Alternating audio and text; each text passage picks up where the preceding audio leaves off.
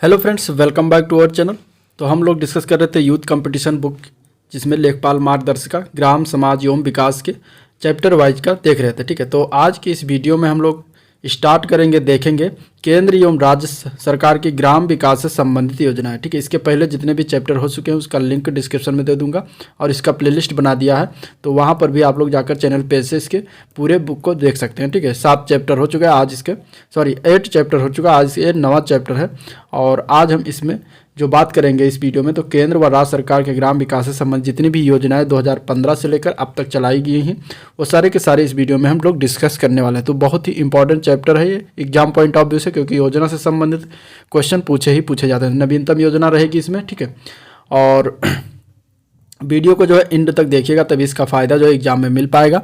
आधा अधूरा देख के छोड़ देंगे तो उसका कोई फ़ायदा नहीं मिल पाएगा। इसके बाद जो है जब इसका तथ्यात्मक चीज़ें खत्म हो जाएंगी, तो उसके बाद हम लोग इसमें उससे संबंधित क्वेश्चन को भी डिस्कशन करेंगे, जो कि सबसे लास्ट में होगा। लगभग 100+ क्वेश्चन है, तो इंपॉर्टेंट वो भी है, तो लास्ट तक देखिएगा तभी इसका फ़ायदा जो है भरपूर मिल पाएगा। तो चलिए स्टार्ट करते हैं इस वीडियो को। और स्टार्ट करने से पहले अगर चैनल पर नए हैं आप लोग, तो चैनल को सब्सक्राइब करें, वीडियो को भी लाइक करें, साथ में अपने दोस्तों में ज़्यादा से ज़्यादा शेयर करें। तो केंद्र व राज्य सरकार की ग्राम विकास से संबंधित योजनाओं के बारे में देखेंगे, और इसमें हम भारत के ग्रामीण विकास से संबंधित अनेक योजनाएं जो है चलाई जा रही हैं। कुछ इसे मोटा मोटा देख लेते हैं। इसमें से कुछ योजनाएं जो है संबंधित राज्यों की हैं, जबकि कुछ जो है केंद्र सरकार की हैं, जो ग्रामीण विकास है तो लागू किया गया है।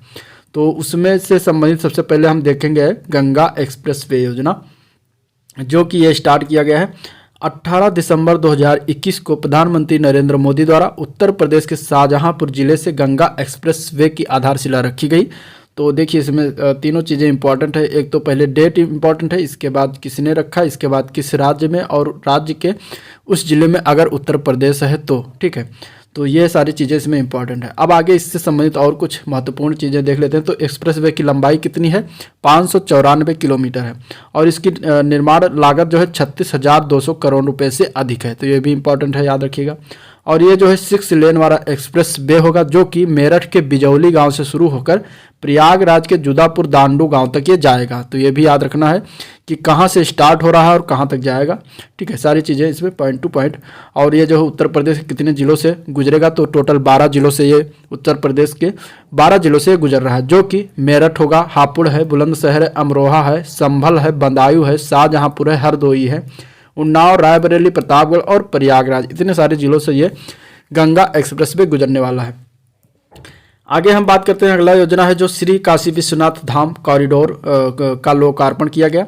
और ये जो है 13 दिसंबर 2021 को प्रधानमंत्री नरेंद्र मोदी द्वारा उत्तर प्रदेश के वाराणसी जिले में प्राचीन काशी विश्वनाथ मंदिर को गंगा नदी के घाटों से जोड़ने वाले श्री काशी विश्वनाथ धाम कॉरिडोर का जो है लोकार्पण किया गया।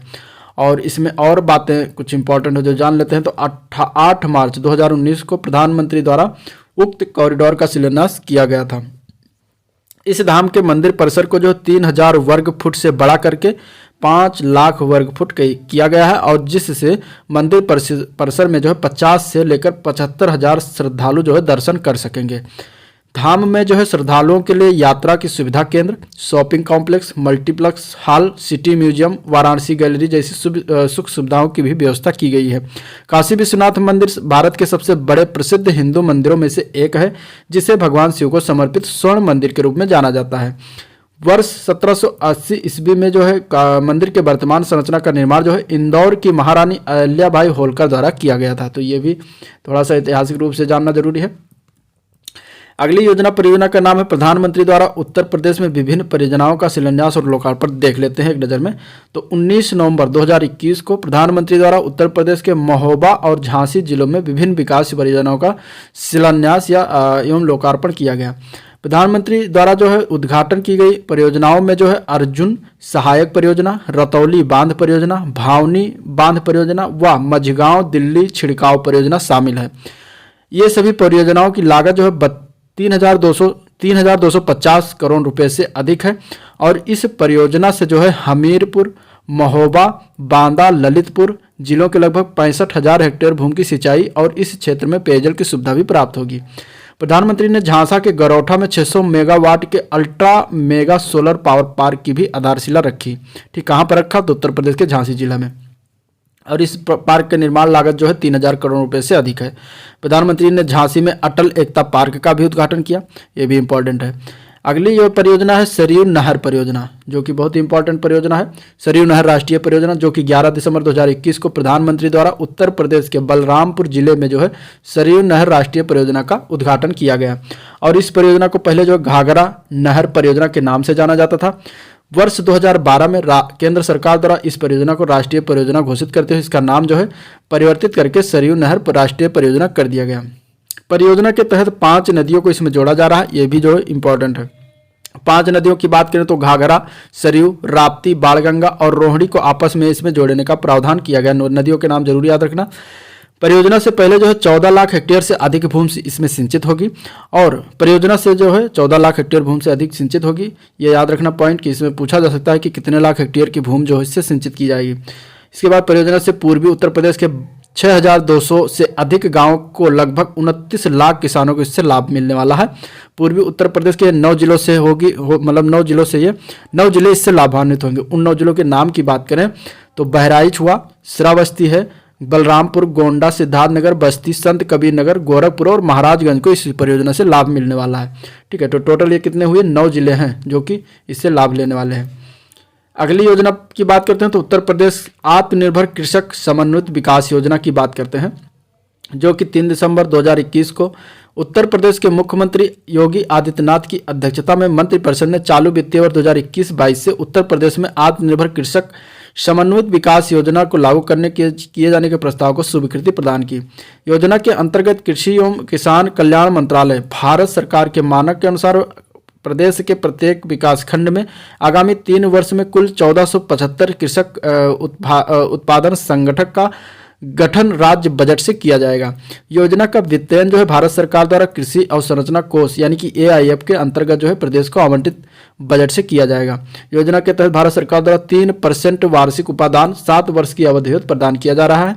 साथ ही 2 करोड़ रुपए तक के बैंक ऋण की गारंटी भी सुविधा प्रदान की जाएगी। इसके बाद अगला परियोजना है आत्मनिर्भर हस्तशिल्पकार योजना, जो कि 9 दिसंबर 2021 को उत्तर पूर्वी विकास वित्त निगम लिमिटेड यानी कि NEDFI ने पूर्वोत्तर क्षेत्रों में कारीगरों की सहायता करने के लिए आत्मनिर्भर हस्तशिल्पकार योजना शुरुआत किया है। ठीक है, और इसका उद्देश्य क्या है तो आय सृजन गतिविधियों के लिए सावधि ऋण के रूप में वित्तीय सहायता प्रदान करना मेन उद्देश्य है। शुभारंभ जो है समारोह के दौरान योजना के अंतर्गत कुल 17 हस्तशिल्पकारों को प्रति कारीगर 1 लाख रुपए की ऋण सहायता प्रदान की गई।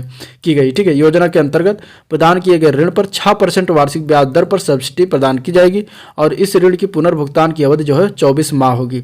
नियमित रूप से भुगतान करने पर कारीगरों को ब्याज दर पर 1% की प्रोत्साहन राशि भी प्रदान की जाएगी। अगली योजना है दुग्ध मूल्य प्रोत्साहन योजना, जो कि 8 दिसंबर 2021 को उत्तराखंड के मुख्यमंत्री पुष्कर सिंह धामी द्वारा जो है देहरादून में दुग्ध मूल्य प्रोत्साहन योजना का शुभारंभ किया गया। और इसका उद्देश्य था ग्रामीण युवाओं को जो है आजीविका के स्रोत के रूप में दुग्ध उत्पादन और डेयरी गतिविधियों को अपनाने के लिए प्रोत्साहित करना, जिससे किसानों का कल्याण जो है सुनिश्चित हो सके। और इसका संचालन जो है दुग्ध विकास विभाग के अंतर्गत किया जा रहा है। मैदानी एवं पर्वतीय क्षेत्रों के दुग्ध समितियों के सचिवों को क्रमशः 50 पैसे व 1 रुपये प्रति लीटर दुग्ध प्रोत्साहन राशि भी प्रदान किया जाएगा। और साथ ही दुग्ध प्रोत्साहन राशि जो है 4 रुपये प्रति लीटर से बढ़ाकर 5 रुपये प्रति लीटर भी कर दिया गया है। गौरतलब है इस योजना से राज्य के लगभग 53,000 लोगों को प्रत्यक्ष रूप से लाभ प्राप्त होने वाला है। अगली योजना की बात करते हैं, श्रेष्ठ योजना है, जो कि श्रेष्ठ योजना की बात करते हैं 6 दिसंबर 2021 को डॉक्टर भीमराव अंबेडकर के 66वें महापरिनिर्वाण दिवस के अवसर पर केंद्रीय सामाजिक न्याय और अधिकारिता मंत्री डॉक्टर वीरेंद्र कुमार ने श्रेष्ठ योजना की शुरुआत की। और इसका उद्देश्य क्या था तो प्रतिष्ठित जो निजी स्कूलों में जो है गुणवत्तापूर्ण आवासीय शिक्षा प्रदान करके अनुसूचित जाति के छात्रों के सामाजिक आर्थिक उत्थान और समग्र विकास में सहायता प्रदान करना मेन उद्देश्य रहा है। श्रेष्ठ योजना की पूर्ण रूप की बात करें तो इसको कहते हैं पूर्ण रूप से scheme for residential education for student and high schools in targeted areas. ठीक है, इसका फुल फॉर्म बनता है। और इसके अंतर्गत जो है 5 वर्षों में लगभग 300 करोड़ रुपए की लागत से अनुसूचित जाति के 24,800 छात्रों को समर्थन दिया जाएगा। और इस योजना के तहत ट्यूशन फीस व आवासीय शुल्क के लिए कक्षा 9, 10 एवं कक्षा 11, 12 के प्रति छात्र प्रति वर्ष क्रमशः 75,000 रुपये व 1,25,000 स्कूलों को रुपये जो है स्कूलों को दिए जाएंगे। अगली परियोजना है महिला मित्र प्लस योजना, जो कि 2 दिसंबर 2021 को निजी क्षेत्र के व्यावसायिक बैंक जो है फेडरल बैंक द्वारा महिला मित्र प्लस योजना की शुरुआत की गई। उद्देश्य क्या रहा इस योजना का, तो महिलाओं को वित्तीय निवेश का प्रोत्साहित करना इसका मेन उद्देश्य है। और इसके अंतर्गत महिलाओं को वित्तीय क्षेत्र से संबंधित विशेष सुविधाएं प्रदान की जाएगी, जिसमें आवास ऋण पर विशेष अधिमान्य ब्याज दर, गृह ऋण हेतु प्रसंस्करण शुल्क में 50% कमी और अनुपूरक बीमा कवर भी इसमें सम्मिलित है। और इस योजना में महिलाओं को 2 जीरो बैलेंस बचत खातों के प्रावधान के माध्यम से अपने नाबालिग बच्चों के नाम पर बचत खाते खोलने का भी प्रावधान है। सार्वभौमिक सेवा दायित्व योजना की बात करें, सेवा दायित्व निधि योजना की बात करें तो 17 नवंबर 2021 को ये नरेंद्र मोदी की अध्यक्षता में केंद्रीय मंत्रिमंडल ने 5 राज्यों के आकांक्षी जिलों में सार्वभौमिक सेवा दायित्व निधि USOF योजना की मंजूरी प्रदान की। और इस योजना का उद्देश्य रहा है दूर दराज के गाँवों में 4G आधारित मोबाइल सेवा को बढ़ावा देना। इसके बाद इस योजना के तहत जो है आंध्र प्रदेश, छत्तीसगढ़, झारखंड, महाराष्ट्र और उड़ीसा के 44 आकांक्षी जिलों और इसमें जो है 7,287 गाँव सम्मिलित किए जा रहे हैं। ठीक है, तो ये थी योजना है। अब इससे संबंधित आगे हम बात करते हैं। तो इसका अनुमानित लागत की बात करें तो 6,466 करोड़ रुपए है। और इसका वित्त पोषण जो है सार्वभौमिक सेवा दायित्व निधि द्वारा किया जाएगा। और योजना को जो है 18 महीने के भीतर यानी कि नवंबर 2023 तक जो है पूरा भी कर लिया जाएगा। ठीक है, अगली योजना है मुख्यमंत्री उद्यम क्रांति योजना। ठीक है, मुख्यमंत्री उद्यम क्रांति योजना, जो कि 16 नवंबर 2021 को मध्य प्रदेश के मुख्यमंत्री जो शिवराज सिंह चौहान जी हैं, उनकी अध्यक्षता में मंत्रिपरिषद ने मुख्यमंत्री उद्यम क्रांति योजना का शुरुआत किया। और इसका उद्देश्य क्या रहा है, तो राज्य के शिक्षित युवाओं को स्वरोजगार से जोड़कर आर्थिक रूप से स्वावलंबी बनाना है। योजना के लाभ की बात करें तो प्रदेश के 18 से 40 आयु के न्यूनतम 12वीं कक्षा पास युवाओं को प्राप्त होगा। और इसके तहत विनिर्माण हेतु 1 लाख से अधिक जो है 50 लाख रुपए तक की परियोजनाएं तथा सेवा इकाई अथवा खुदरा व्यवसाय हेतु 1 लाख से 25 लाख रुपए तक की परियोजनाएं स्वीकृत की जाएंगी। राज्य सरकार द्वारा वित्तीय सहायता के रूप में वितरण ऋण पर 3% प्रति वर्ष की दर से जो है ब्याज अनुदान हितग्राही को अधिकतम 7 वर्षों तक दिया जाएगा। ठीक है, इस योजना का क्रियान्वयन मध्य प्रदेश के सूक्ष्म लघु और मध्यम उद्यम विभाग द्वारा किया जा रहा है।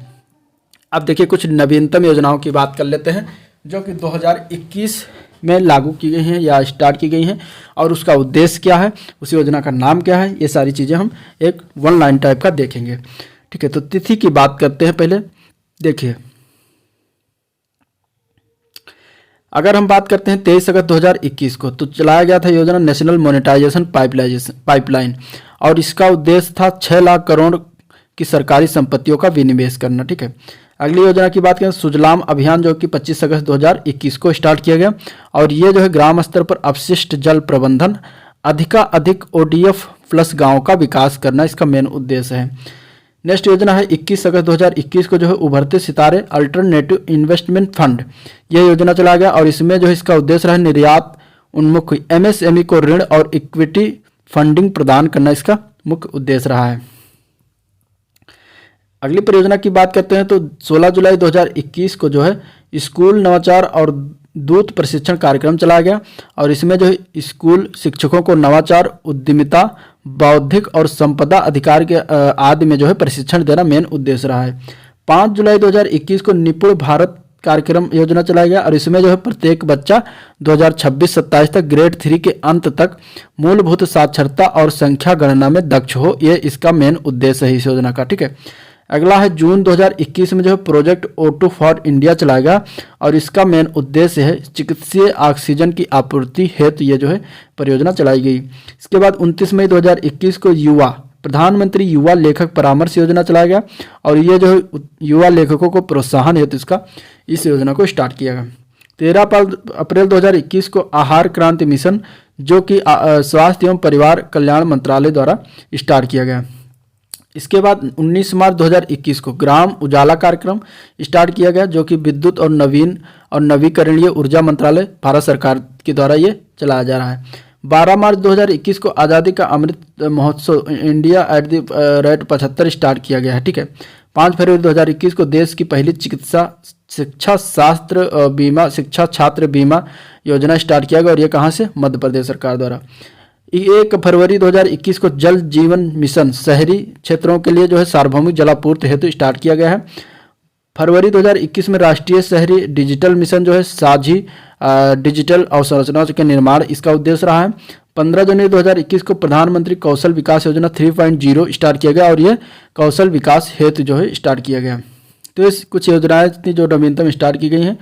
अब आगे बात करते हैं और योजनाओं के। तो central bank for digital currency योजना, ये योजना जो है 2 सितंबर 2021 को ऑस्ट्रेलिया, सिंगापुर, मलेशिया, दक्षिण अफ्रीका के केंद्रीय बैंकों ने सेंट्रल बैंक डिजिटल करेंसी योजना की शुरुआत की है। अब इसकी बात करें तो सीबीडीटी किसी विशेष देश क्षेत्र फिएट मुद्रा का आभासी प्रतिरूप है। सीबीडीसी आधिकारिक मुद्रा का इलेक्ट्रॉनिक रिकॉर्ड या डिजिटल टोकन है और यह डिजिटल मुद्रा अपने मौद्रिक प्राधिकरण द्वारा जारी विनियमित की जाती है। ठीक है, इसके बाद इस योजना का उद्देश्य जो है घोषित देशों द्वारा नवीनतम सीबीडीसी परियोजना को कई सीबीडीसी का उपयोग करके सीमा पार लेन देन के लिए प्रोटोटाइप साझा प्लेटफॉर्म विकसित करना है। ठीक है, तो इसका यह उद्देश्य रहा है। 37वीं प्रगति बैठक की गई जो कि 25 अगस्त 2021 को प्रधानमंत्री मोदी द्वारा प्रगति यानी कि इसका फुल फॉर्म देखें तो proactive governance and timely implementation, ठीक है, का 37वां संस्करण की अध्यक्षता प्रधानमंत्री नरेंद्र मोदी द्वारा किया गया 25 अगस्त 2021 को। और इस बैठक में जो 8 परियोजना और एक योजना से 9 एजेंडा भरने की समीक्षा की गई। ठीक है, और पिछली 36 प्रगति बैठकों में जो है कुल 13.78 लाख करोड़ की लागत वाली 292 परियोजनाओं की जो है समीक्षा की गई। ठीक है, ये एक ऐसा मंच है जिससे प्रधानमंत्री को संबंधित केंद्रीय और राज्य के अधिकारियों के साथ जमीनी स्तर की स्थिति की पूरी जानकारी चर्चा करने में सक्षम बनाता है। नेक्स्ट है मिशन वात्सल। मिशन वात्सल की बात करें तो ये 25 अगस्त 2021 को महाराष्ट्र सरकार द्वारा कोविड-19 के कारण पति को खोने वाली महिलाओं की मदद करने के लिए जो है मिशन वात्सल नामक एक विशेष योजना का शुभारंभ किया गया। और यह मिशन जो है ग्रामीण क्षेत्र, गरीब पृष्ठभूमि और वंचित वर्गों से आने वाली विधवाओं पर विशेष ध्यान देने के साथ ही उन्हीं के लिए यह डिजाइन किया गया है। इस मिशन के तहत जो है संजय गांधी निराधार योजना और घर कुल योजना समेत 18 विभिन्न सेवाओं को जो है प्रदान कर महिलाओं की मदद करना है। ठीक है, इसके बाद फ्लोटिंग सोलर पीवी योजना। ठीक है, फ्लोटिंग सोलर पीवी योजना की बात करें तो 21 अगस्त 2021 को एनटीपीसी द्वारा आंध्र प्रदेश के विशाखापत्तनम में सिम्हाद्री थर्मल स्टेशन के जलाशय पर अब तक की भारत की सबसे बड़ी 25 मेगावाट की फ्लोटिंग सोलर पीवी योजना का परिचालन शुरू किया गया है। ठीक है, इसके बाद इस परियोजना के शुरू होने के साथ ही एनटीपीसी की कुल स्थापित क्षमता अब 66,900 मेगावाट तक हो गई है। अगला परियोजना है प्रधानमंत्री गति शक्ति मास्टर प्लान। ठीक है, और ये जो है 15 अगस्त 2021 को नरेंद्र मोदी द्वारा 100 लाख करोड़ रुपए की प्रधानमंत्री गति शक्ति मास्टर प्लान की घोषणा किया गया। और इसका उद्देश्य क्या है तो भारत में युवाओं के लिए रोजगार के अवसर पैदा करना, साथ ही बुनियादी ढांचे के विकास को बढ़ावा देना है। ठीक है, अगला है बांध पुनर्वास एवं सुधार परियोजना जो कि इसका द्वितीय चरण जो कि 4 अगस्त 2021 को भारत सरकार और विश्व बैंक यानी कि वर्ल्ड बैंक के मध्य बांध पुनर्वास एवं सुधार योजना के दूसरे चरण के तहत देश के विभिन्न राज्यों में मौजूदा बांधों की सुरक्षा एवं सुधार के लिए $250 मिलियन ऋण समझौते पर जो है हस्ताक्षर किया गया। ठीक है, ये इंपॉर्टेंट है। वर्ल्ड बैंक और जो है भारत सरकार के बीच ये हस्ताक्षर हुआ है $250 मिलियन का। और इस अवसर पर केंद्रीय जल शक्ति मंत्रालय, 10 राज्य व केंद्रीय जल आयोग की उपस्थिति भी रही थी। यह परियोजना जो है बांध सुरक्षा से संबंधित दिशा निर्देशों को तैयार करने के लेकर वैश्विक अनुभवों के समावेश और नवीन तकनीकों का उपयोग करके बांध सुरक्षा को मजबूत करेगी। यह परियोजना जो है 10 राज्य और लगभग 120 बांधों के संदर्भ में लागू होगी। ठीक है, अगली योजना की बात करते हैं बीजू स्वास्थ्य कल्याण योजना। तो यह अगस्त 2021 में ओडिशा के मुख्यमंत्री नवीन पटनायक द्वारा बीजू स्वास्थ्य कल्याण योजना की शुरुआत की गई। और इस योजना के तहत जो है एक स्मार्ट स्वास्थ्य कार्ड प्रदान करा जाता है। इसका उद्देश्य की बात करें तो आर्थिक रूप से कमजोर लोगों के स्वास्थ्य संरक्षण पर विशेष जोर देने के साथ साथ सार्वभौमिक स्वास्थ्य कवरेज प्रदान करना है। ठीक है, इस योजना के 2 घटक हैं। पहला है सभी के लिए मुफ्त स्वास्थ्य सेवा और दूसरा है 70 लाख से अधिक आर्थिक रूप से कमजोर परिवारों को निःशुल्क स्वास्थ्य सेवा की अतिरिक्त सुविधा प्रदान करना। सरकार द्वारा प्रदत्त स्मार्ट कार्ड द्वारा प्रत्येक परिवार को 5 लाख रुपए तक का स्वास्थ्य कवरेज और परिवार की महिला सदस्य को 7 लाख रुपए तक का स्वास्थ्य कवरेज प्रदान किया जाना है। ठीक है, अगली योजना की बात करें तो मुख्यमंत्री बाल सेवा योजना है, और ये जो है 22 जुलाई 2021 को उत्तर प्रदेश के मुख्यमंत्री योगी आदित्यनाथ और राज्यपाल आनंदीबेन पटेल ने मुख्यमंत्री बाल सेवा योजना की शुरुआत की। अब इस योजना का लाभ जो है उन बच्चों को मिलने वाला है जिन्होंने कोविड-19 के कारण अपने माता पिता व उनमें से एक को खो दिया हो, और ऐसे अनाथ बच्चों की देखभाल राज्य सरकार द्वारा किया जाएगा इस योजना के तहत। और इसके तहत जो अभिभावक संरक्षक को प्रति माह 4,000 रुपये की प्रति वित्तीय सहायता बच्चे के वयस्क होने तक प्रदान की जाएगी। 10 वर्ष से कम उम्र के अनाथ बच्चों को राजकीय बाल गृह में जो है आवासित कर उनकी देखभाल की जानी है। और इस योजना के तहत जो अनाथ अवयस्क बच्चियों की देखभाल एवं पढ़ाई हेतु कस्तूरबा गांधी बालिका में प्रवेश दिया जाएगा। ऐसी बालिकाओं के विवाह हेतु जो है 1,01,000 रुपये की राशि प्रदेश सरकार द्वारा प्रदान की जाएगी। इसके अलावा इस योजना के तहत जो सरकार स्कूल अथवा कॉलेजों में पढ़ रहे अथवा व्यावसायिक शिक्षा ग्रहण कर रहे ऐसे छात्रों को टैबलेट और लैपटॉप की सुविधा भी उपलब्ध कराएगी। अगली योजना है स्माइल योजना। स्माइल योजना जो है 20 जुलाई 2021 को जो है केंद्रीय सामाजिक न्याय और अधिकारिता मंत्री जो थे ए नारायण स्वामी हैं, और इन लोकसभा में दी गई जानकारी के अनुसार जो है मंत्रालय द्वारा भिखारियों के कल्याण हेतु व्यापक उपायों को शामिल करते हुए योजना तैयार की गई है। ठीक है, 20 जुलाई 2021 को स्माइल योजना किसके लिए तैयार किया गया है, तो भिखारियों के कल्याण हेतु। ठीक है, ये चीज़ें याद रखना। और इस योजना का नाम स्माइल यानी कि आजीविका और उद्यम के लिए सीमांत व्यक्तियों के लिए सहायता, यानी कि अगर इंग्लिश में देखें तो support for marginalised individual for livelihood and enterprise, इसका फुल फॉर्म बनता है, जिसमें एक उपयोजना है भीख मांगने के लिए कार्य में लगे व्यक्तियों के व्यापक पुनर्वास हेतु केंद्रीय क्षेत्र में योजना भी शामिल है। ठीक है, तो इस तरीके से इस योजना का फुल फॉर्म हुआ जो कि जानना जरूरी है। इसका मुख्य फोकस जो है व्यापक पैमाने पर पुनर्वास, चिकित्सा सुविधाओं के प्रावधान, परामर्श, बुनियादी दस्तावेज, शिक्षा, कौशल विकास, आर्थिक संयोजन आदि पर है। यह 10 शहरों में लागू होने वाला है। दिल्ली, बेंगलुरु, चेन्नई, हैदराबाद, इंदौर, लखनऊ, मुंबई, नागपुर, पटना और अहमदाबाद में भीख मांगने में कार्य में लगे व्यक्तियों को जो है व्यापक पुनर्वास पर पायलट परियोजनाएं शुरू की गई हैं। अगली योजना है स्कूल नवाचार दूध प्रशिक्षण कार्यक्रम, जो कि 16 जुलाई को जो है केंद्रीय शिक्षा मंत्री धर्मेंद्र प्रधान और जनजातीय कार्य मंत्री अर्जुन मुंडा द्वारा संयुक्त रूप से 50,000 स्कूलों के लिए संयुक्त नवाचार दूध प्रशिक्षण कार्यक्रम का शुभारंभ किया गया।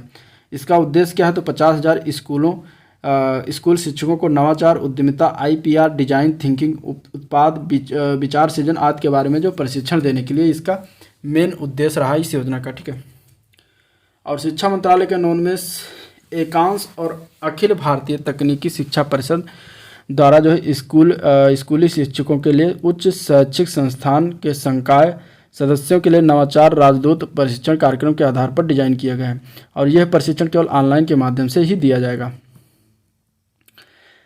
अगली योजना है पुनरुत्थान वितरण क्षेत्र योजना, जो कि 30 जून 2021 को प्रधानमंत्री की अध्यक्षता में केंद्रीय मंत्रिमंडल द्वारा एक सुधार आधारित और परिणामबद्ध पुनरुत्थान वितरण क्षेत्र योजना को स्वीकृति दी गई।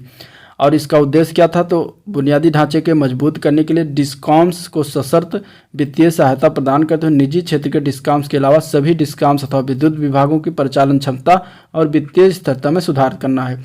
इसमें कितना परिव्यय आ रहा था, 3,03,758 करोड़ रुपये इसका परिव्यय हो रहा है, खर्चा होगा। ठीक है, इसके बाद अगली परियोजना की बात करें तो कृषि विविधीकरण परियोजना, जो कि 2021 में स्टार्ट किया गया, वो भी 22 जून को गुजरात के मुख्यमंत्री द्वारा, जो कि उसमें विजय रूपाणी थे, जनजातीय क्षेत्रों के वनबंधु किसानों हेतु कृषि विविधीकरण योजना का शुभारंभ ये किया गया है। और इसमें जनजातीय किसानों को सहायता के रूप में जो है 31 करोड़ रुपए की उर्वरक बीज सहायता प्रदान की जाएगी। इस योजना से 14 जनजातीय जिलों के लगभग 1.2 लाख से अधिक किसान जो है लाभान्वित होंगे। अगली योजना है प्रोजेक्ट O2 फॉर इंडिया। यह योजना जो है प्रोजेक्ट O2 फॉर योजना जो है 13 जून 2021 को देश के विभिन्न हिस्सों में जो ऑक्सीजन की कमी थी, कोविड-19 में जब कमी हुई थी, तब उसकी आपूर्ति के लिए जो है भारत सरकार द्वारा यह योजना चलाया गया था। ऑक्सीजन परियोजना O2 फॉर इंडिया की शुरुआत किया गया था। और ये जब दूसरी लहर आया था तब उस समय जो है ऑक्सीजन की मांग में वृद्धि हुई, और उसी को देखते हुए जो है देश की क्षमता में बढ़ाने के लिए कार्य कर रहे हितधारकों के लिए समर्थ बना रही है। इसके बाद इसमें जो है छोटे छोटे संयंत्र, ऑक्सीजन संयंत्रों की भी स्थापना किया गया। अगला देखते हैं तो senior care ageing growth engine, जो कि सेज जिसको कहते हैं, तो ये 4 जून 2021 को जो है तत्कालीन केंद्रीय सामाजिक न्याय एवं अधिकारिता मंत्री जो थे थावरचंद गहलोत ने नई दिल्ली में जो senior care ageing growth engine यानी कि सेज पहल का जो है शुभारंभ किया। इसका उद्देश्य क्या था? भारत में तेजी से बढ़ती वरिष्ठ नागरिक आबादी की आवश्यकताओं पर ध्यान केंद्रित करना है। ठीक है, तो इसमें मेन यही इसका जो था। अब देख लेते हैं, तो भारत में वरिष्ठ नागरिकों की आबादी जो है तेजी से बढ़ रही है। 2001 में लगभग 7.5% थी, जो बढ़कर 2026 तक लगभग 12.5% तथा 2050 तक लगभग 19.5% हो जाने का अनुमान है। अगला बात करते हैं देश का पहला ग्रीन हाइड्रोजन प्लांट की बात करें तो भारत की सबसे बड़ी जो तेल कंपनी है इंडियन ऑयल कॉरपोरेशन यानी कि IOC द्वारा उत्तर प्रदेश के मथुरा रिफाइनरी में स्वच्छ ऊर्जा की बढ़ती मांग को पूरा करने के लिए ग्रीन हाइड्रोजन प्लांट की स्थापित करने की घोषणा किया गया है। कंपनी भविष्य में जो है अपनी सभी रिफाइनरी और पेट्रोकेमिकल्स परियोजनाओं में सौर ऊर्जा जैसे अक्षय ऊर्जा स्रोतों से प्राप्त पैदा होने वाली बिजली का उपयोग करेगी। ठीक है, अगली योजना है युवा योजना। युवा योजना की बात करें तो ये जो है मई 2021 में शिक्षा मंत्रालय के तहत उच्च शिक्षा विभाग ने युवा लेखकों को प्रशिक्षित करने के लिए युवा यानी इसका फुल फॉर्म बनता है young upcoming and versatile authors, ठीक है, योजना को जो है प्रारंभ किया गया। और इसमें जो है युवा और नवोदित लेखकों यानी कि 30 वर्ष से कम आयु के लोगों को जो है प्रशिक्षित करने के लिए एक लेखक परामर्श कार्यक्रम है ये, जिससे भारतीय विरासत, संस्कृति और ज्ञान प्रणाली को बढ़ावा दिया जा सके और वैश्विक स्तर पर भारत और भारतीय लेखन को प्रदर्शित किया जाए। इसका ये मेन उद्देश्य है। अगली योजना है प्रधानमंत्री गरीब कल्याण अन्न योजना। ठीक है, जो कि केंद्र सरकार द्वारा मई और जून 2021 में कोविड-19 के विरुद्ध लड़ाई में गरीब और संवेदनशील वर्ग की सहायता करने के लिए प्रधानमंत्री गरीब कल्याण पैकेज के तहत जो है इस योजना को प्रारंभ किया गया है। और इसके तहत जो राशन कार्ड धारकों को मई जून के महीने में प्रति व्यक्ति 5 किलो अतिरिक्त अन्न यानी कि गेहूं अथवा चावल और मुफ्त में देगी। ठीक है, पहले से प्रदान किए गए 5 किलो अनुदानित खाद्यान्न के अलावा ये और दिया जाएगा। अगली योजना है न्यू ताप बिजली परियोजना। न्यू वैली न्यू ताप बिजली परियोजना, जो कि प्रधानमंत्री द्वारा कोयम्बटूर में 1000 मेगावाट की इस परियोजना को राष्ट्र को समर्पित किया, जिसके द्वारा उत्पादित बिजली में 65% बिजली तमिलनाडु को प्रदान किया जाएगा। नेक्स्ट परियोजना है एकीकृत बागवानी विकास मिशन, जो कि भारत में जो है फलों, सब्जी, जड़ एवं कंद फसल, मशरूम, मसाले, फूल आदि बागवानी जितने भी क्षेत्र के फसल आते हैं समग्र विकास हेतु जो है इस मिशन का प्रारंभ किया गया है। और ये जो है कृषि एवं किसान कल्याण मंत्रालय द्वारा जो है वर्ष 2021-22 के लिए एकीकृत बागवानी विकास मिशन है जो 2250 करोड़ रुपये आवंटित भी किया गया है। और इस योजना को जो है हरित क्रांति कृषि उन्नत योजना के तहत जो है लागू किया गया है। ठीक है, अगली परियोजना है मेगा निवेश टेक्सटाइल पार्क यानी कि मित्र योजना। ठीक है, और ये 1 फरवरी 2021 को वित्त मंत्री निर्मला सीतारमण द्वारा वर्ष 2021-22 के लिए केंद्रीय बजट भाषण में जो है ए मेगा निवेश टेक्सटाइल पार्क यानी कि मित्र योजना की घोषणा किया। और इसमें जो है कपड़ा निर्यात में विश्व चैंपियन बनाने के लिए प्लग और प्ले सुविधा के साथ विश्व स्तरीय अवसंरचना इसमें सर्जित किया जाएगा। मित्र योजना के उत्पादन से जुड़ी प्रोत्साहन योजना के अतिरिक्त जो है आरंभ किया जाएगा।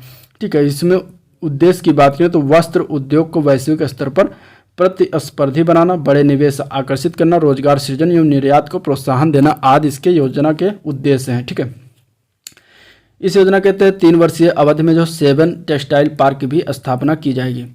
अगली परियोजना की बात करें तो स्वच्छ भारत मिशन 2.0, जिसको 112 आकांक्षी जिलों में जो है पोषण परिणामों को सुधार करने के उद्देश्य से शुरू किया गया। और इसके तहत जो है 5 वर्ष की अवधि में 1.41 लाख करोड़ रुपए वित्तीय आवंटन भी किए गए। अगली योजना है फ्लोटिंग सोलर प्रोजेक्ट।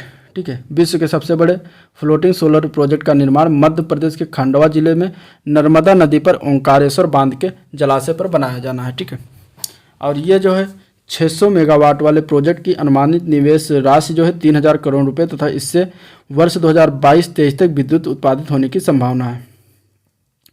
अब और कुछ योजना परियोजना की बात कर लेते हैं जो उसका प्रारंभ किया गया और उस परियोजना या कार्यक्रम का जो है उद्देश्य क्या था उसको एक लाइन में देखते हैं। तो देखिए, प्रोजेक्ट एयर केयर जो कि स्टार्ट किया गया 11 नवंबर 2020 को, और ये गुरुग्राम में बढ़ते हुए वायु प्रदूषण को निपटने हेतु जो है प्रारंभ किया गया था। गुरुग्राम कहाँ पड़ता है? हरियाणा में। ठीक है, इसके बाद दूसरी योजना है भाग्य लक्ष्मी योजना, जो कि अक्टूबर 2020 में स्टार्ट किया गया था। और इसका उद्देश्य क्या था, तो इस योजना का उद्देश्य था गरीबी रेखा के नीचे परिवारों के बच्चियों को प्रोत्साहन प्रदान करके लिंगानुपात में सुधार किया जाए। ठीक है, अगली योजना की बात करते हैं तो आयुष्मान सहकार योजना, जो कि 19 अक्टूबर 2020 को स्टार्ट किया गया। और इसका उद्देश्य था सरकारी राष्ट्रीय सहकारी विकास निगम आने वाले वर्षों में जो है 10,000 करोड़ रुपए का आवधिक ऋण मुहैया कराएगा। नेक्स्ट परियोजना की बात करें तो सेफ सिटी प्रोजेक्ट योजना, जो कि स्टार्ट किया गया 17 अक्टूबर 2020 को। और ये उत्तर प्रदेश की राज्यपाल आनंदीबेन पटेल ने लखनऊ में जो है महिलाओं की सुरक्षा के लिए इस अभियान का शुभारंभ किया। ठीक है, इसके बाद कपिला कलाम कार्यक्रम, जो कि 15 अक्टूबर 2020 को स्टार्ट किया गया। और ये जो है आविष्कारों के प्रति जागरूकता लाने हेतु जो है इस कार्यक्रम को चलाया गया।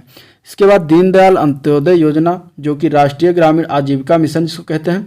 और ये जो है 14 अक्टूबर 2020 को स्टार्ट किया गया। वित्त वर्ष 2023-24 तक DAY NRLM योजना के लिए जो है वित्त पोषण को सुनिश्चित करने हेतु जो है स्टार्ट किया गया। ठीक है, अगली परियोजना है जो है स्वामित्व योजना। ठीक है, स्वामित्व योजना की बात करें तो ये जो है 11 अक्टूबर 2020 को स्टार्ट किया गया।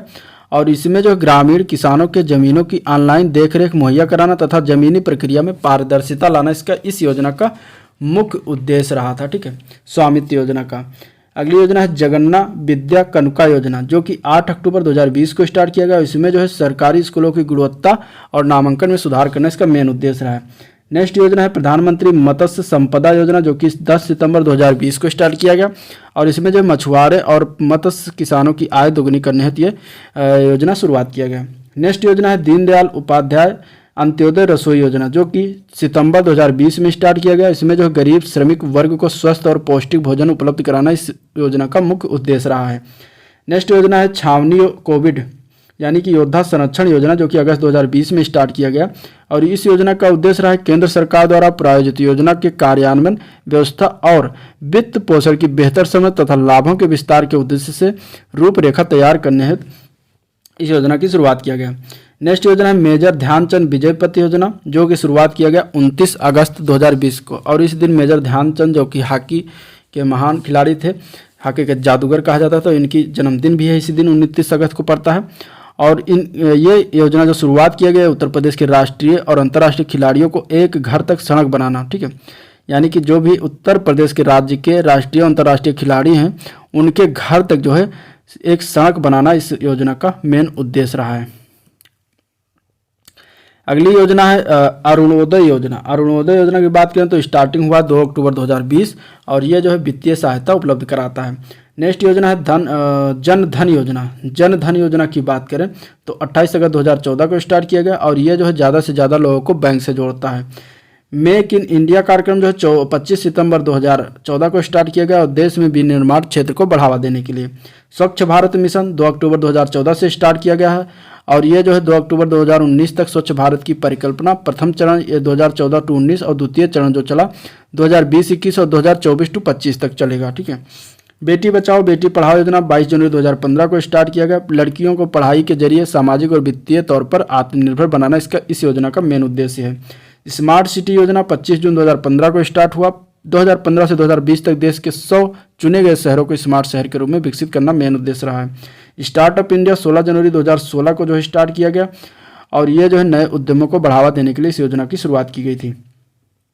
अगली योजना है प्रधानमंत्री उज्ज्वला योजना, बहुत फेमस योजना है, इंपॉर्टेंट योजना। 1 मई 2016 को जो है गरीबी रेखा के नीचे परिवारों के लिए रियायती मूल्य पर LPG कनेक्शन उपलब्ध कराना इस योजना का मेन उद्देश्य रहा है।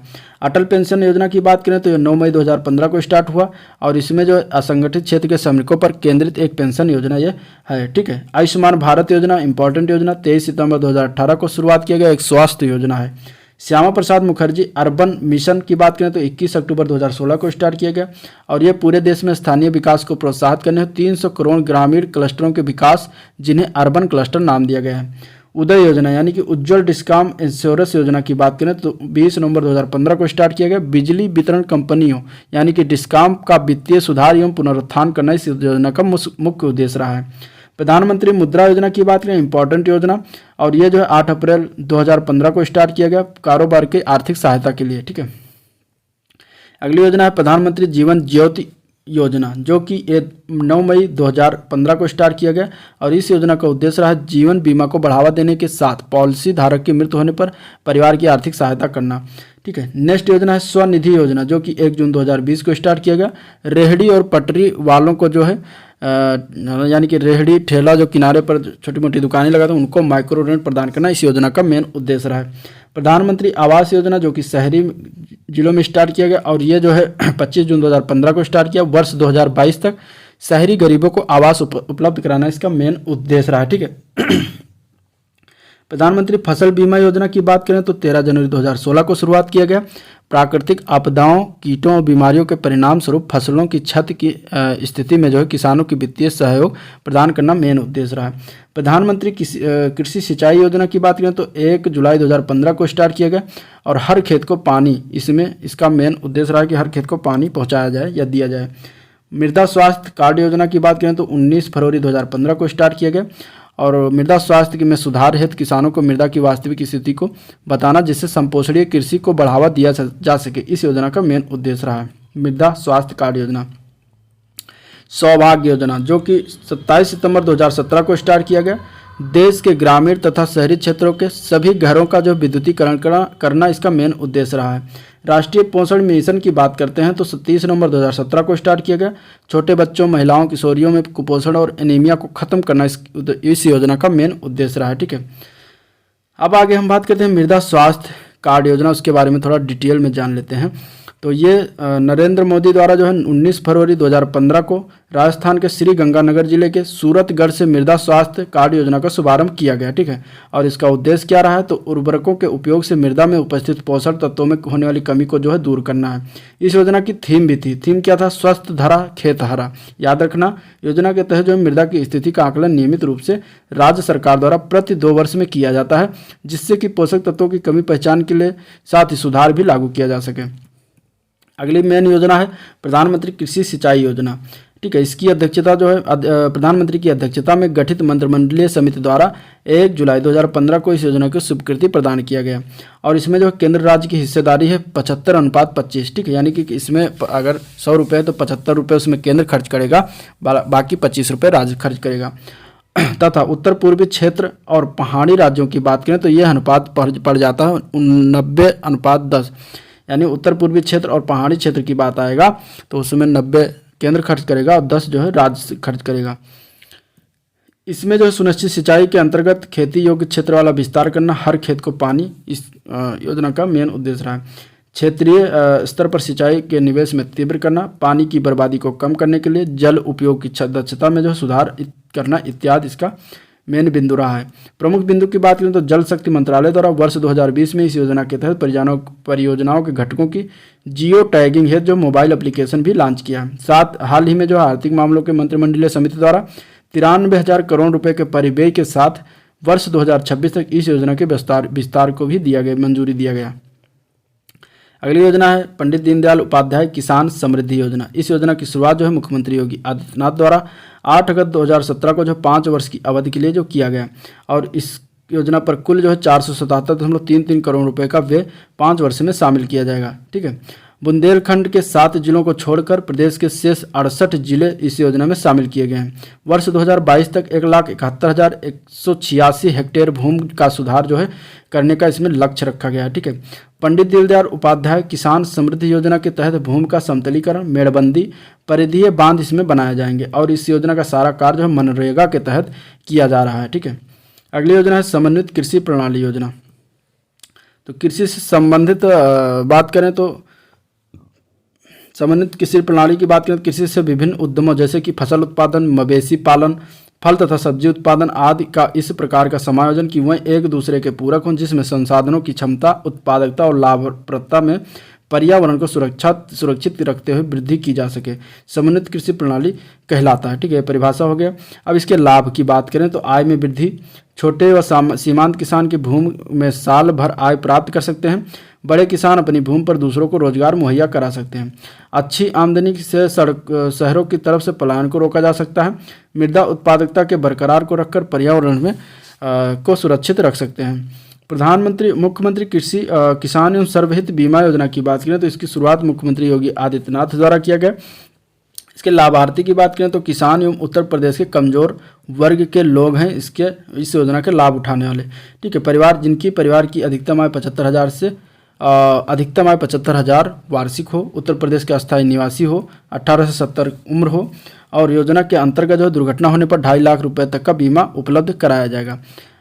इलाज के लिए एवं स्थायी विकलांगता या मृत्यु होने पर 5 लाख का बीमा कवर प्रदान किया जाएगा। उत्तर प्रदेश की प्रमुख योजनाओं की बात करते हैं तो वित्तीय वर्ष 2021-22 से राज्य सरकार द्वारा मुख्यमंत्री सक्षम सुपोषण योजना का क्रियान्वयन किया जा रहा है, और यह योजना के माध्यम से जो है महिलाओं एवं बच्चों को बेहतर पोषण उपलब्ध प्रदान किया जा रहा है। ठीक है, राज्य सरकार द्वारा वित्तीय वर्ष 2021-22 से जो है महिला सामर्थ्य योजना के नाम से एक नई योजना क्रियान्वित की जा रही है, और इस योजना का उद्देश्य क्या रहा है तो ग्रामीण अंचलों में महिला दुग्ध उत्पादकों एवं स्वयं सहायता समूहों के की आजीविका में जो है वृद्धि एवं संवर्धन करना इसका मुख्य उद्देश्य रहा है।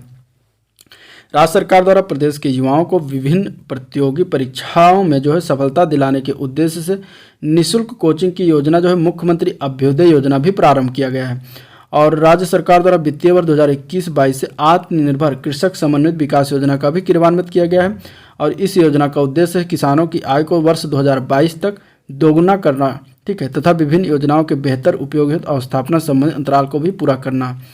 ठीक है, इस योजना के मुख्य घटक की बात करें तो प्रदेश के प्रत्येक कृषि जलवायु प्रदेश में जो है अधिक उत्पादकता वाली फसलों की पहचान, उत्पादकता कृषि हेतु नवीन तकनीक एवं निवेश को बढ़ावा, चयनित उत्पादकों का मूल्य संवर्धन, विपणन हेतु बाजार तैयार किया जाना, ब्लॉक स्तर पर कृषक उत्पादन संगठनों की जो है स्थापना आदि करना इसका मेन उद्देश्य रहा है। इस योजना के लिए 100 करोड़ रुपए धनराशि का भी प्रावधान किया गया है। ठीक है, 1 अप्रैल 2019 को जो है राज्य सरकार द्वारा महिला सशक्तिकरण के लिए मुख्यमंत्री कन्या सुमंगला योजना प्रारंभ किया गया है। इस योजना का उद्देश्य बालिकाओं को स्वास्थ्य एवं शिक्षा को प्रोत्साहन देना और बालिका के जन्म के प्रति समाज में सकारात्मक सोच विकसित करना मेन उद्देश्य रहा है, और इसके अंतर्गत जो है बालिकाओं को 6 विभिन्न श्रेणियों में जो 15,000 रुपये की आर्थिक सहायता भी प्रदान किया जा रहा है। बजट 2021-22 में इस योजना के लिए 1200 करोड़ रुपए का प्रावधान भी किया गया है। मुख्यमंत्री सामूहिक विवाह योजना, ठीक है, एक और उत्तर प्रदेश की योजना की सफलता एवं जन सामान्य में योजना के प्रति उत्साह को देखते हुए योजना का आच्छादन बढ़ाए जाने का निर्णय लिया गया है। 2021-22 से राज्य सरकार द्वारा महिलाओं एवं बच्चों में कुपोषण की समस्या से निपटने के लिए एक नई मुख्यमंत्री सक्षम सुपोषण योजना का क्रियान्वयन भी किया गया है। ठीक है, उक्त योजना के अंतर्गत सूखा खाद्यान्न यानी कि ड्राई राशन के साथ साथ आंगनबाड़ी केंद्रों पर पंजीकृत 6 माह से 5 वर्ष तक के चिन्हित कुपोषित बच्चों तथा एनीमिया ग्रस्त 11 से 14 वर्ष की स्कूल न जाने वाली किशोरी बालिकाओं को अतिरिक्त पोषण प्रदान किया जाएगा। बजट 2021-22 में इस योजना के लिए 100 करोड़ रुपए का भी प्रावधान किया गया है। राज्य सरकार द्वारा वित्तीय वर्ष 2021-22 से महिला सामर्थ्य योजना के नाम से एक नई योजना क्रियान्वयन किया गया है। ठीक है, और इसका उद्देश्य है राज्य ग्रामीण आजीविका मिशन के अंतर्गत ग्रामीण अंचलों में महिला दुग्ध उत्पादकों एवं स्वयं सहायता समूह की आजीविका में वृद्धि करना। राज्य सरकार द्वारा निराश्रित महिला पेंशन योजना के तहत जो है 500 रुपये प्रतिमाह का भुगतान लाभार्थियों के खाते में किया जा रहा है। ठीक है, इसके बाद उत्तर प्रदेश पुलिस द्वारा जो है 1 से 30 नवंबर 2020 के मध्य जो है महिलाओं एवं बालिकाओं के प्रति होने वाले अपराधों की जो है प्रभावी रोकथाम के लिए विशेष अभियान मिशन शक्ति चलाया गया। राज्य सरकार द्वारा एक नई योजना मुख्यमंत्री प्रवासी श्रमिक उद्यमिता विकास योजना भी प्रारंभ किया गया। ठीक है, और इसका उद्देश्य क्या रहा कोरोना महामारी के कारण देश में लॉकडाउन के फलस्वरूप विभिन्न प्रदेशों से वापस आए प्रदेश के श्रमिकों और कामगारों को रोजगार तथा स्वरोजगार उपलब्ध कराना, और इसके लिए जो है 100 करोड़ रुपए का प्रावधान किया गया।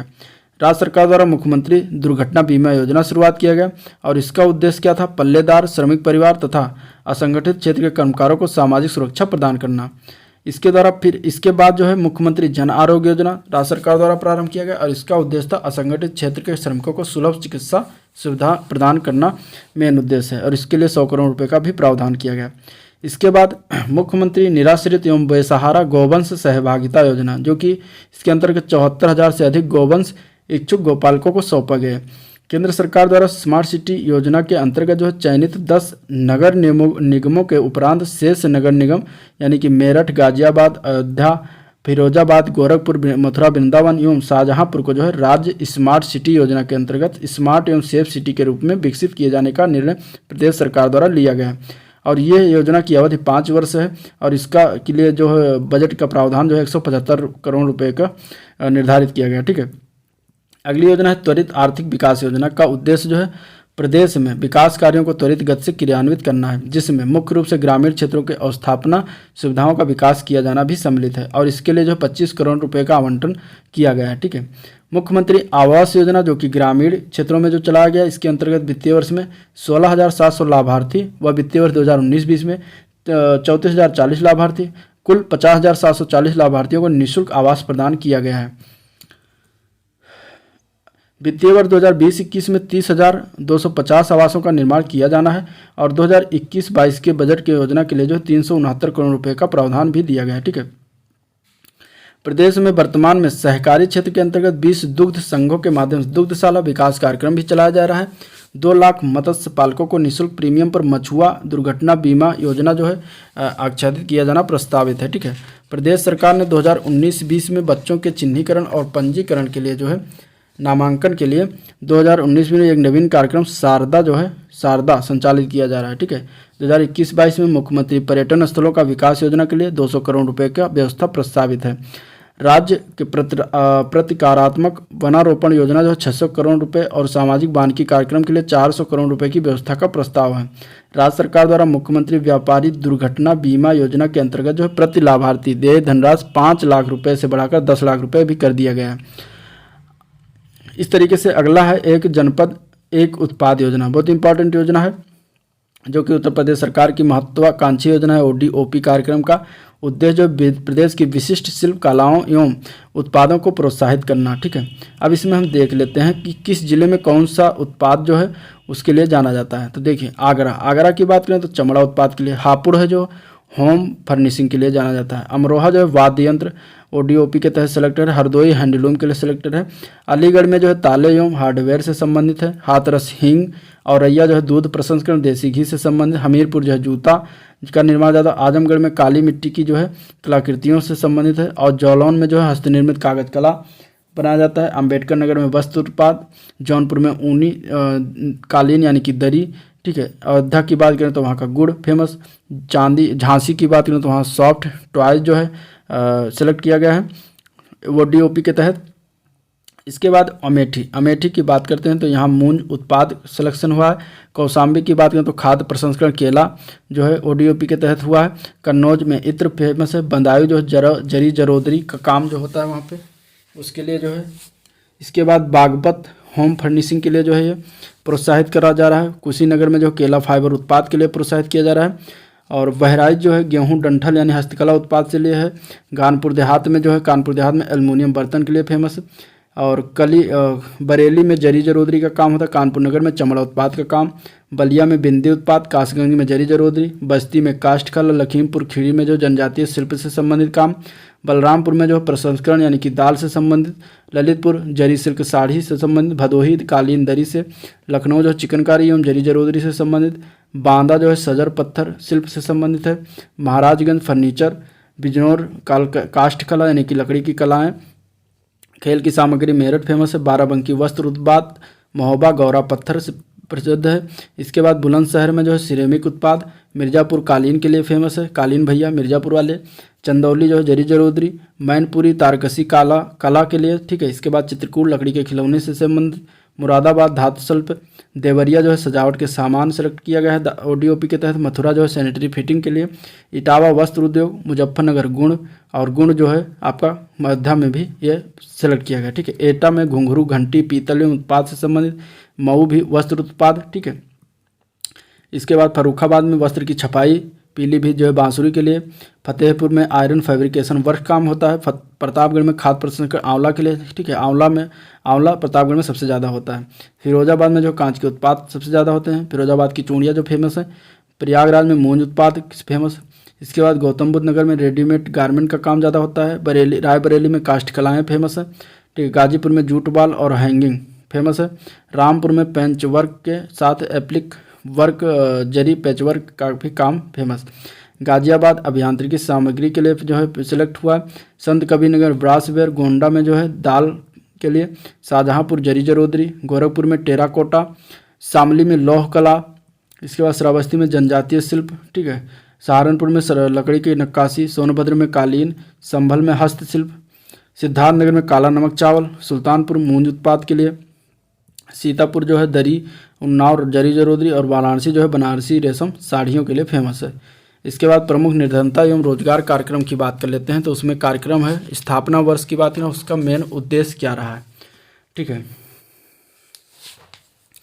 देखिए कार्यक्रम की बात करते हैं तो इसमें आता है आपका सामुदायिक विकास कार्यक्रम, ठीक है, जो कि 1952 में स्थापना किया गया और ये उद्देश्य क्या था, देश का समग्र विकास करने के लिए। दूसरा है प्रधानमंत्री रोजगार योजना, जो कि 2 अक्टूबर 1993 को स्टार्ट किया गया और इसमें था शिक्षित बेरोजगार युवकों को स्वरोजगार हेतु ऋण प्रदान करना इसका मेन उद्देश्य रहा है। मिड डे मील योजना, जो कि चलाया गया ये 15 अगस्त 1995 को और इसका उद्देश्य रहा प्राथमिक स्कूलों में नामांकन, उपस्थित और बच्चों के पोषण स्तर में वृद्धि तथा प्राथमिक शिक्षा में सार्वभौमिकरण करना। स्वर्ण जयंती शहरी रोजगार योजना की बात करें तो 1 दिसंबर 1997 को स्टार्ट किया गया। शहरी क्षेत्रों में रोजगार प्रदान करना इसका मेन उद्देश्य रहा। अन्नपूर्णा योजना की बात करें तो 1999 में स्टार्ट किया गया, वृद्ध नागरिकों के निःशुल्क अनाज उपलब्ध कराने के लिए। समग्र आवास योजना की बात करें तो 1999 में स्टार्ट किया गया, बृहद गृह योजना लागू करने के लिए। स्वर्ण जयंती ग्राम स्वरोजगार योजना की बात करें तो 1 अप्रैल 1999 को स्टार्ट किया गया। ग्रामीण क्षेत्रों में गरीबी और बेरोजगारी दूर करने हेतु रोजगार को जो है बढ़ावा देना। जन श्री बीमा योजना की बात करें तो 10 अगस्त 2000 को स्टार्ट किया गया, बीपीएल लोगों को बीमा सुरक्षा कवच प्रदान करना। अंत्योदय अन्न योजना की बात करें तो 25 दिसंबर 2000 को स्टार्ट किया गया, बीपीएल परिवारों को खास सुरक्षा मुहैया कराने हेतु। प्रधानमंत्री ग्रामोदय योजना की बात करें तो 2000-2001 में स्टार्ट किया, गाँव के समग्र विकास के लिए। अब उसमें ग्रामीण सड़क, आवास एवं पेयजल आदि आते हैं, ठीक है। इसके बाद सर्व शिक्षा अभियान, जो कि 2001 में चलाया गया।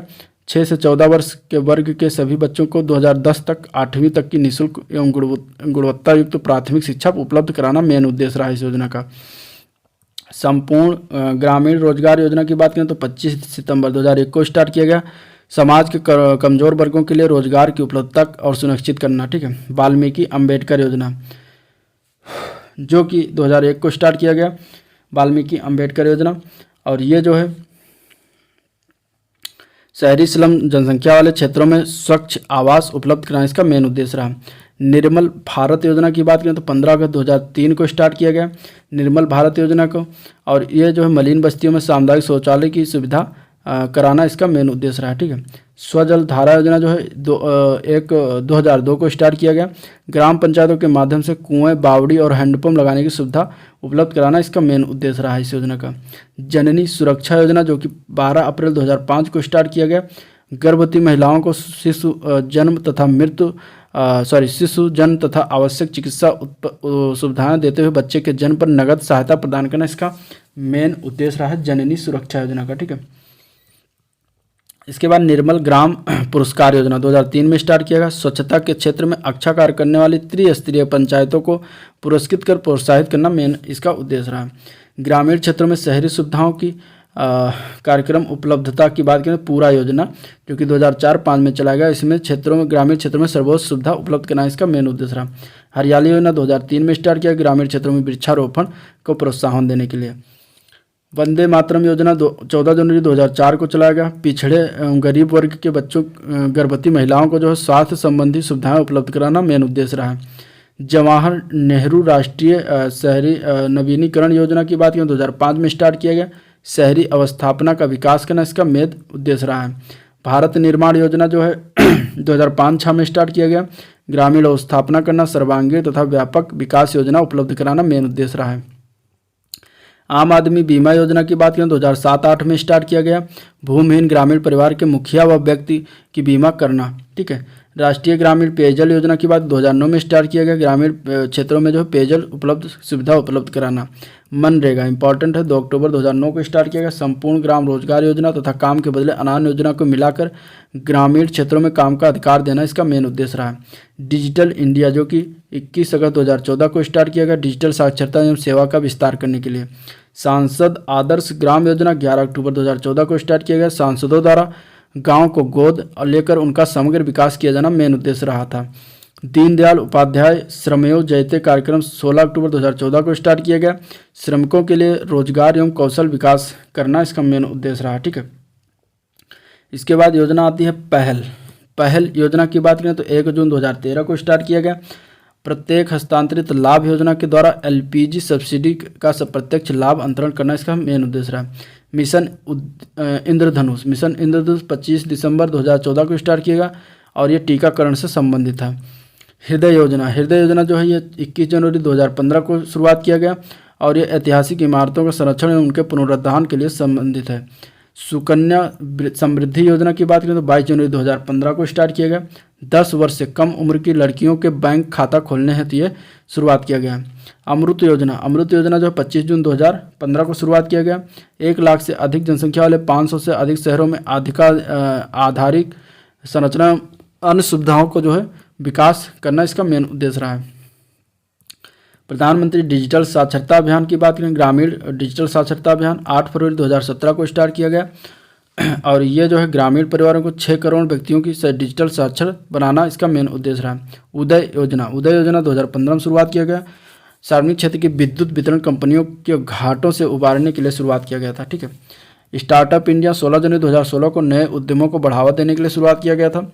स्टैंड अप इंडिया 5 अप्रैल 2016 को संस्थागत साख तक SC ST एवं महिला उद्यमियों की पहुंच को आसान बनाने के लिए किया गया। ग्रामोदय से भारत उदय 14 से 24 अप्रैल 2016 को देश के विकास हेतु गाँवों के विकास पर बल देना मन में इसका मेन उद्देश्य था। ठीक है। प्रधानमंत्री उज्ज्वला योजना की बात करें 1 मई 2016 को गरीबी की रेखा से नीचे के परिवारों के लिए रियायती मूल्य पर LPG कनेक्शन उपलब्ध कराना इसका योजना का जो है मेन उद्देश्य रहा। नमामि गंगे योजना की बात करें तो 7 जुलाई 2014 को स्टार्ट किया गया गंगा नदी की सफाई करने के लिए। किसान संपदा योजना 26 मई 2017 को स्टार्ट किया, खाद्य प्रसंस्करण इकाइयों के आधार हेतु जो है आधार संरचना का विकास करना। ठीक है। अगली योजना है मातृत्व वंदना योजना 2017, स्तनपान कराने वाली माताओं को आर्थिक जो है सहायता प्रदान करना इसका मेन उद्देश्य रहा है।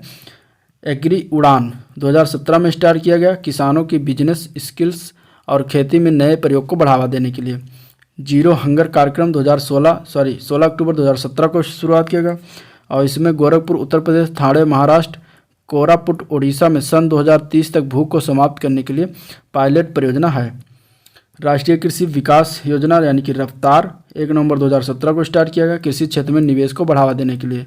कुसुम यानी किसान ऊर्जा सुरक्षा एवं उत्थान महाअभियान चलाया गया, बजट 2018-19 में सौर ऊर्जा चालित पंपों की स्थापना करने के लिए। गोवर्धन योजना जो कि ये स्टार्ट किया गया, बजट 2018-19 में गोवर्धन योजना कंपोस्ट खाद एवं बायोगैस उत्पादन करने के लिए। ठीक है। तो ये सारी योजनाएं थीं जिसका हम लोग डिस्कशन किया और देखे, जो कि 2015 से लेकर 2021 तक की कंप्लीट योजनाएं थी और इसके बाद आज़ादी के बाद वाली जितनी भी योजनाएं चली उसका मोटा मोटा उसको भी देखा गया।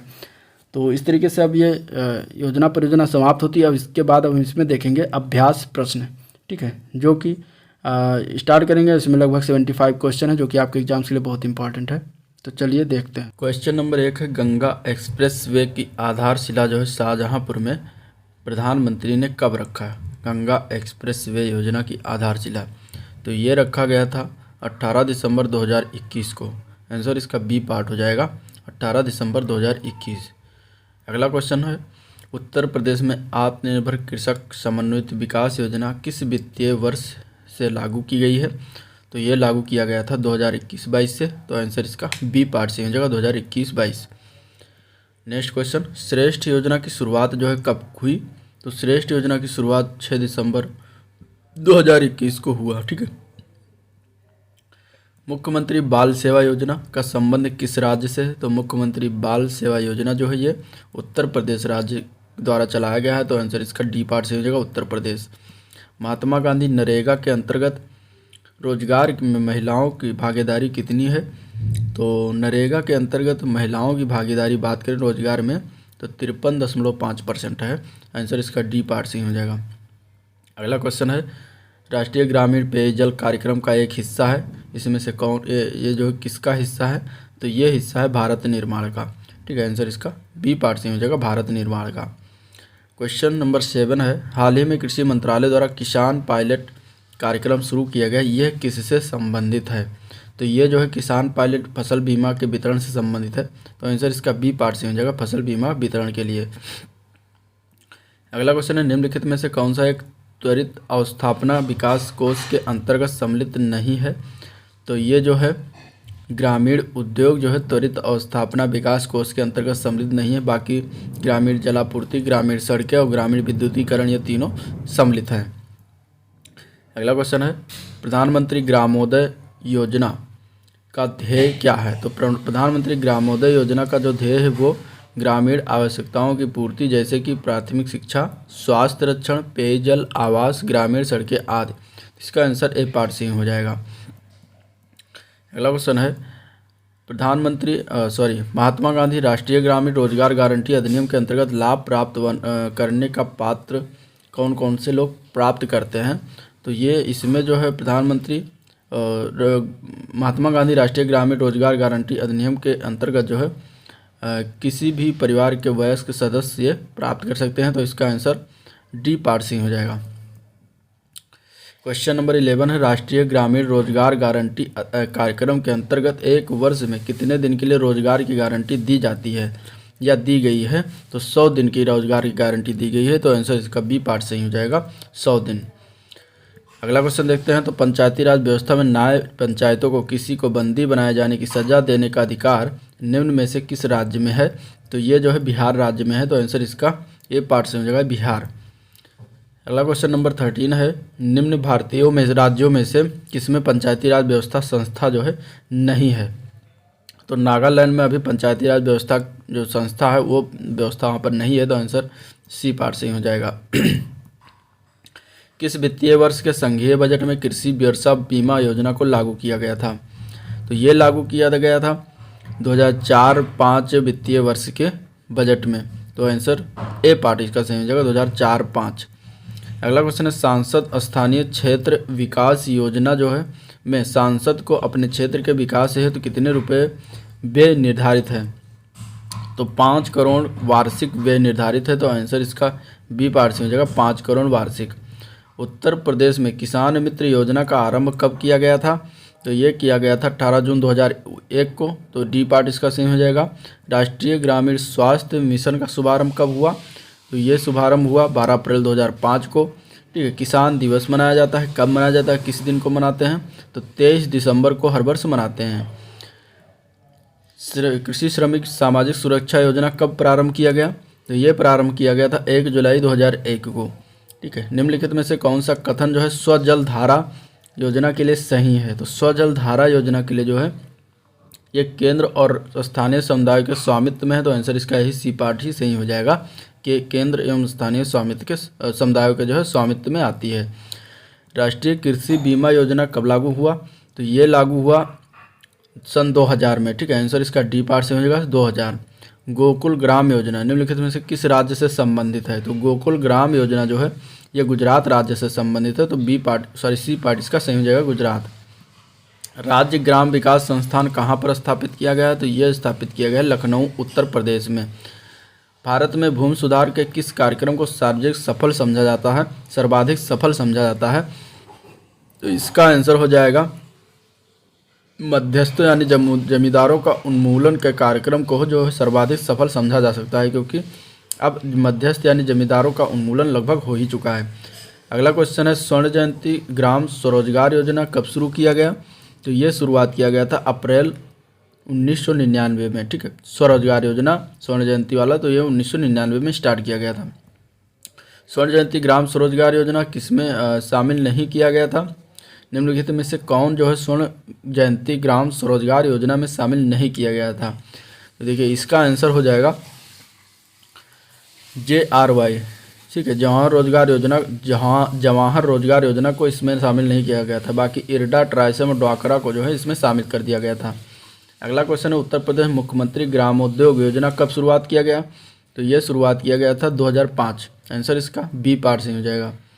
गांव में जल प्रदूषण का कौन सा स्रोत नहीं है? तो गांव में जल प्रदूषण का जो है लाउड स्पीकर से द्वारा ध्वनि जो है ये स्रोत नहीं होगा जल प्रदूषण का। ठीक है।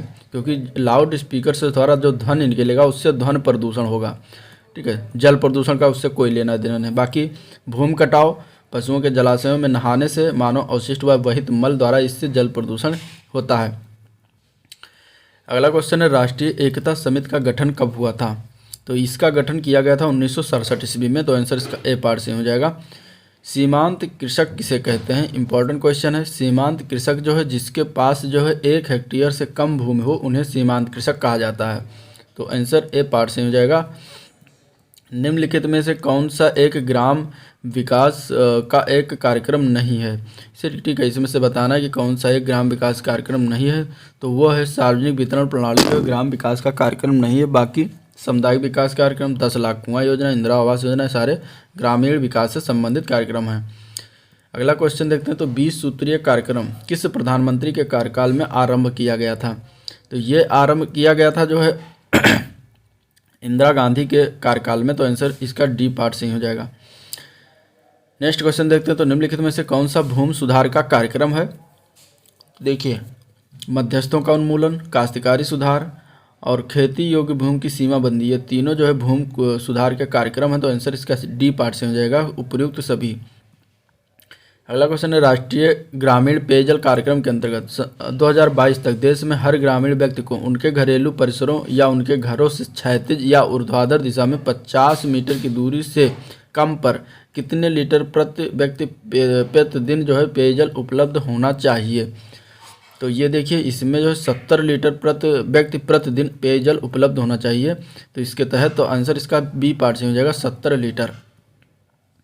अगला क्वेश्चन है। चिपको आंदोलन का संबंध निम्नलिखित में से किससे, इंपॉर्टेंट क्वेश्चन है। चिपको आंदोलन जो है वनों के अवैध कटान को रोकने से संबंधित है। तो ए पार्ट इसका आंसर सही हो जाएगा।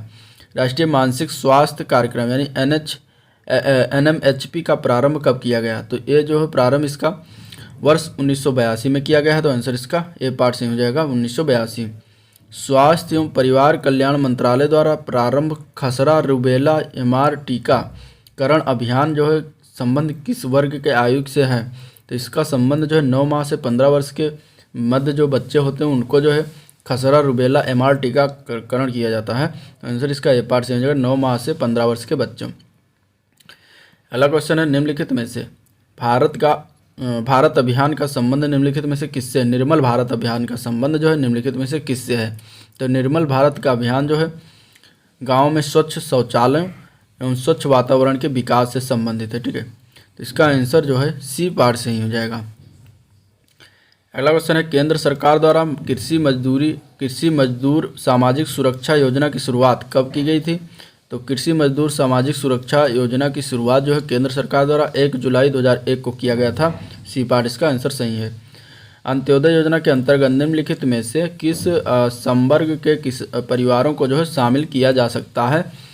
देखिए, तो अंत्योदय योजना में जो है ऐसे परिवार जिनकी प्रमुख विधवा या मरणासन बीमा व्यक्ति या विकलांग व्यक्ति या 60 वर्ष से अधिक आयु के व्यक्ति हों जिसके पास आजीविका या सुनिश्चित साधन का सहारा ना हो, सभी मूल जनजातीय के परिवार, अकेली महिलाएं जो बेसहारा हों, इन सभी लोगों को शामिल किया जाता है। तो आंसर इसका डी पार्ट से हो जाएगा, उपयुक्त सभी।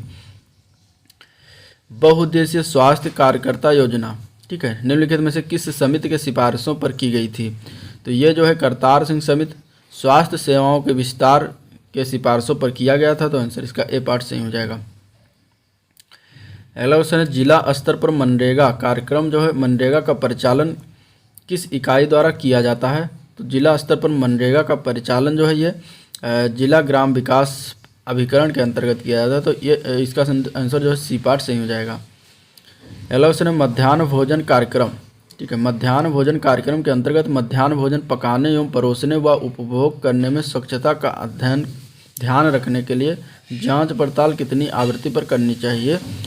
तो इसका आंसर बी पार्ट से हो जाएगा, दैनिक, यानी पर डे मध्याह्न भोजन, मिड डे मील जिसको कहते हैं, उसके स्वच्छता का ध्यान रखकर जांच पड़ताल हर दिन करना चाहिए, यानी कि दैनिक। अंबेडकर विशेष रोजगार योजना के अंतर्गत परियोजना की इकाई लागत कम से कम कितनी नहीं होनी चाहिए, मतलब इतने से कम नहीं होनी चाहिए, कितने से कम नहीं होनी चाहिए, 50,000 रुपये से कम नहीं होनी चाहिए। तो डी पार्ट से हो जाएगा इसका आंसर।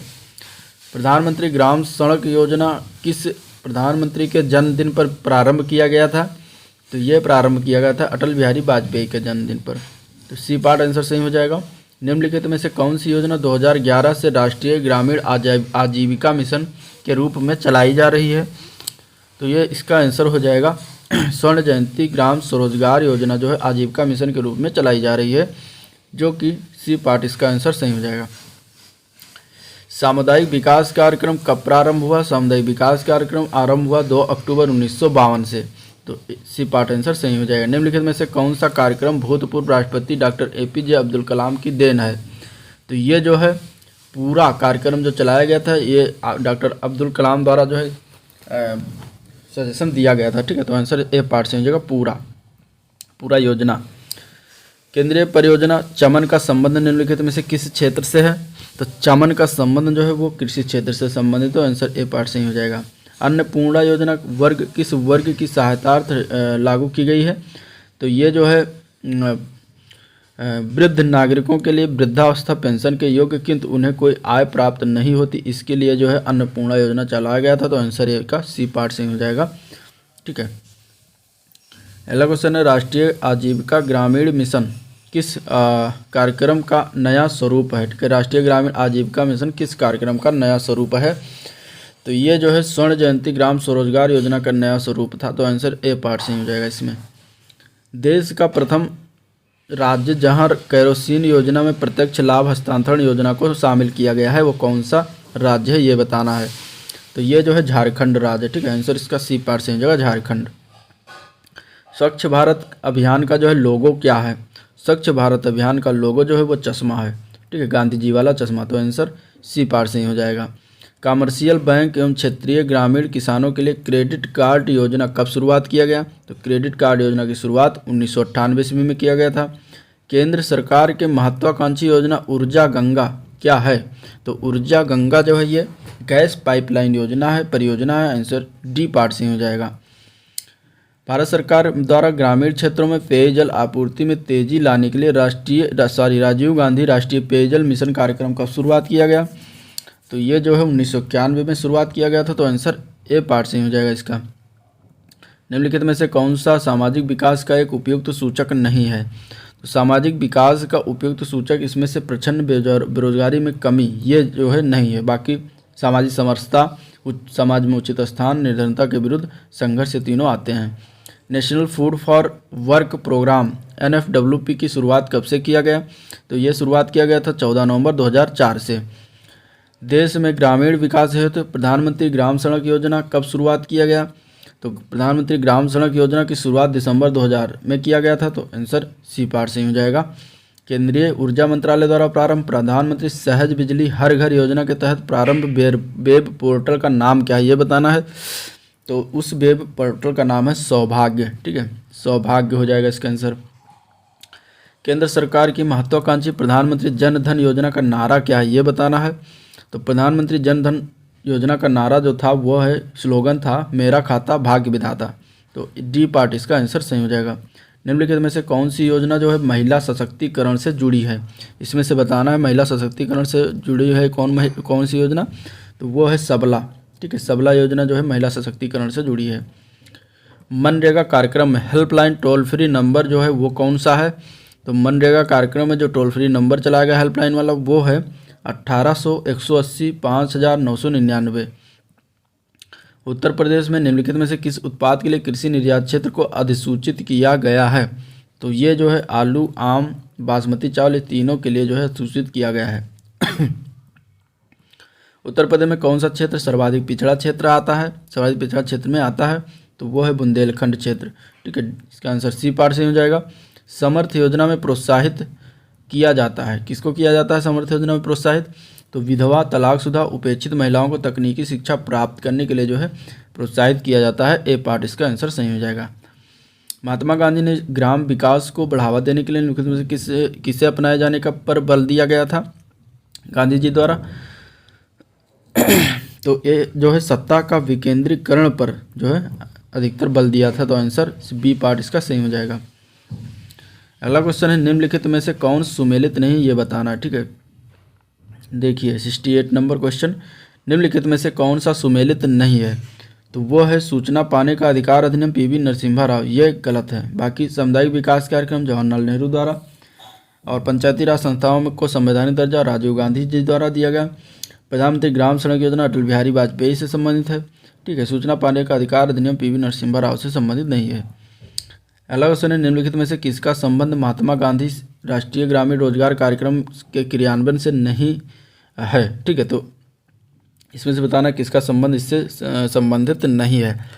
तो सिंच पाल जो है इससे संबंधित है। बाकी ग्राम विकास अधिकारी, ग्राम विकास पंचायत, ग्राम पंचायत कर, बेयरफुट इंजीनियर सारे इससे संबंधित हैं। भारत में नेशनल फ्लोर लेवल न्यूनतम मजदूरी 2015 में कितनी निर्धारित की गई है। तो देखिए, न्यूनतम मजदूरी 2015 में 160 रुपये प्रतिदिन निर्धारित किया गया है। तो आंसर इसका सी पार्ट से हो जाएगा। अगला बताना है कि इनमें से कौन सा सुमेलित नहीं है। तो इसमें जो है जवाहर ग्राम समृद्धि योजना, ये जो है 1992 में ये शुरुआत नहीं किया गया, जबकि ये 1998 शायद स्टार्ट किया गया था, तो इसलिए ये सुमेलित नहीं। बाकी राष्ट्रीय ग्रामीण रोजगार योजना 1980 में शुरुआत किया गया। ग्रामीण क्षेत्रों में महिलाओं एवं बालकों का विकास 1982 में, और प्रधानमंत्री ग्राम सड़क योजना 2000 में स्टार्ट किया गया था। अगला क्वेश्चन है, निम्नलिखित में से कौन सा ग्रामीण उद्योग है, ये बताना है। तो इसमें से ग्रामीण उद्योग की बात करें तो खंडसारी उद्योग जो है ग्रामीण उद्योग के अंतर्गत आता है। निम्नलिखित में से कौन सी संस्था ग्रामीण उद्योगों की स्थापना है तो दीर्घकालीन साख उपलब्ध कराती है। तो ये जो है खादी एवं ग्राम उद्योग आयोग जो है ये दीर्घकालीन साख उपलब्ध कराती है। लास्ट क्वेश्चन है, योजना आयोग ने निम्नलिखित में से किसे अब विकासात्मक आयोजन की आधारभूत इकाई माना है। तो वो माना गया है विकास खंड को माना गया है योजना आयोग द्वारा। आंसर इसका सी पार्ट से हो जाएगा, विकास खंड। ठीक है, तो ये था जो है कुछ इम्पॉर्टेंट क्वेश्चन जो कि ग्राम विकास योजनाओं और केंद्र सरकार की, राज्य सरकार की योजनाओं जिसका कंप्लीट हुआ है, चैप्टर 9 था। और अगर वीडियो पसंद आया तो लाइक करिए, चैनल को सब्सक्राइब करिए, साथ में बेल आइकन भी प्रेस कर दीजिए और अपने दोस्तों में शेयर भी करिए ज़्यादा से ज़्यादा। ठीक है, और अगर कोई फीडबैक देना चाहते हैं तो आप कमेंट में करके दे सकते हैं। तो आज ये चैप्टर 9 ख़त्म हो गया। कल हम जो बात करेंगे वो होगा चैप्टर 10 यूथ कंपटीशन की, और वो होगा लेखपाल से संबंधित पद एवं उसके कार्य संबंधी महत्वपूर्ण तथ्यों के बारे में। ठीक है, तो इम्पॉर्टेंट चैप्टर है। तो आज के लिए इतना ही, मिलते हैं नेक्स्ट दिन, तब तक के लिए थैंक यू।